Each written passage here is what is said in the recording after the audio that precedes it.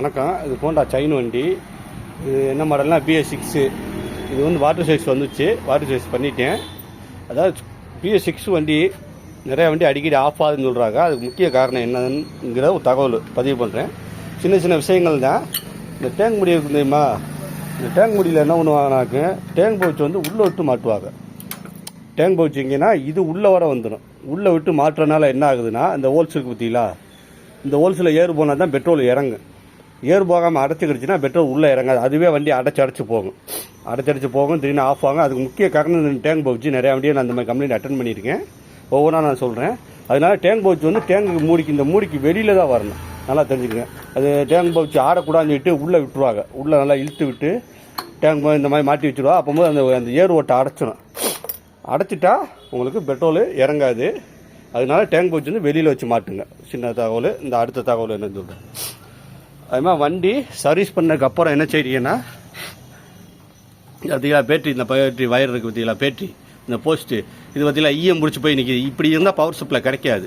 அப்போமா என்ன செய்ய, இந்த மாதிரி கேபிள் கம்பியில் வாட்ஸ்அப்பில் எடுத்து இந்த மாதிரி நல்லா இதையும் கிளிமனு, இந்த வயரையும் கிளிமனு இந்த மாதிரி நல்லா சர்வீஸ் பண்ணால் கொண்டா இந்த மாதிரி நல்லா கிளீன் பண்ணி மாட்டுங்க. இதில் கரலை ஆச்சுன்னா பவர் சப்ளை வெளியாகாது. இதில் வந்து இந்த மாதிரி கேபிள் கம்பி நல்லா ஈஸியாக இருக்கும் கிளீன் பண்ணுறதுக்கு. இந்த மாதிரி நல்லா கிளீன் பண்ணி விடுங்க. கிளீன் பண்ணி அந்த ஜாயின் பண்ணுற அந்த வயரையும் நல்லா கிளீன் பண்ணுங்க. இப்படி கிளீன் பண்ணிட்டீங்கன்னா அடுத்து இதை போட்டு எமர்ஜென்சியில் போட்டு தேய்ச்சிடுங்க. அதையும் போட்டு நல்லா கிளீன் பண்ணி விடுங்க. அப்புறம் என்னென்னா சர்வீஸ் பண்ணிங்கன்னா அந்த ஏர் ஃபில்ட்ரு இருக்குங்களா, இந்த மாதிரி கலட்டி நல்லா கிளீன் பண்ண மாட்டேங்க. ஏர் ஃபில்டரில் சப்போஸ் ஈரமாக இருந்துச்சுன்னா வண்டி ஸ்டார்ட் ஆகாது, மைலேஜும் கிடைக்காது. ஆமாம், ஏர் ஃபில்டரில் தான் இருக்குது. நான் கழட்டி வச்சுருக்கேன்.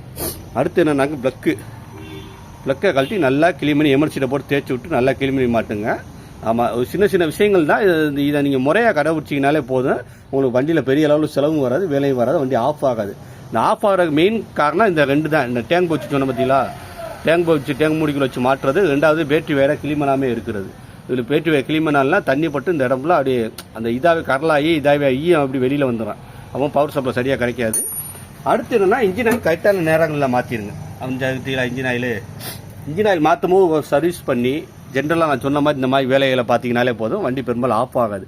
சின்ன சின்ன வேலைகள் தான், அது நீங்கள் சரியாக மெயின்டைன் பண்ணாலே போதும். இன்னொன்று என்னென்னா, பெட்ரோல் வந்து 2 பாயிண்ட் எப்போவுமே இருக்கணும். இந்த பெட்ரோல் மீட்டருக்கு பார்த்தீங்களா, பேட்டரியை கழட்டிவிட்டனால வேலை செய்யலாம். பெட்ரோல் பாயிண்ட் வந்து இந்த சேப்பு கோடுக்கு மேலே இந்த சேப்பு பாயிண்ட் இருக்கா, அதாவது டிஜிட்டல் மீட்னா 2 பாயிண்ட் 2 கட்டம் காட்டும், கருப்பு கட்டும். இந்த மாதிரி மீட்டர்னு சேப்பு கட்டம் கட்டுது, அதுக்கு மேலே இருக்கணும் எப்போவுமே. அப்படி இருந்தால் மட்டும்தான் வண்டி உடனே ஸ்டார்ட் ஆகும். இன்னொன்று என்னென்னா, இது எல்லாமே சரியாக இருந்துச்சுன்னு வச்சுக்கோங்க, பெட்ரோல் வந்து வேறு பெட்ரோல் மாற்றி போட்டு பாருங்கள். முதல்ல நீங்கள் என்ன செய்யுது, இது எல்லாம் சரி பண்ணிவிட்டு டேங்க் வச்செல்லாம் சரியாக இருக்கான்னு பார்த்துட்டு ஒர்க் ஷாப்பில் வேலைக்கு விடுறதுக்கு முன்னாடி பெட்ரோல் வந்து வேறு இடத்துல மாற்றி போட்டு பாருங்கள். ஏன்னா பெட்ரோலே மேக்ஸிமம் நிறைய இதில் கம்ப்ளைண்ட் வருது. ஏன் வண்டிக்கு இப்போ மாற்றி போடுறது தான் கொஞ்சம் பரவாயில்லாமல் இருக்குது. அதனால் பெட்ரோலே மாற்றி போடுங்க.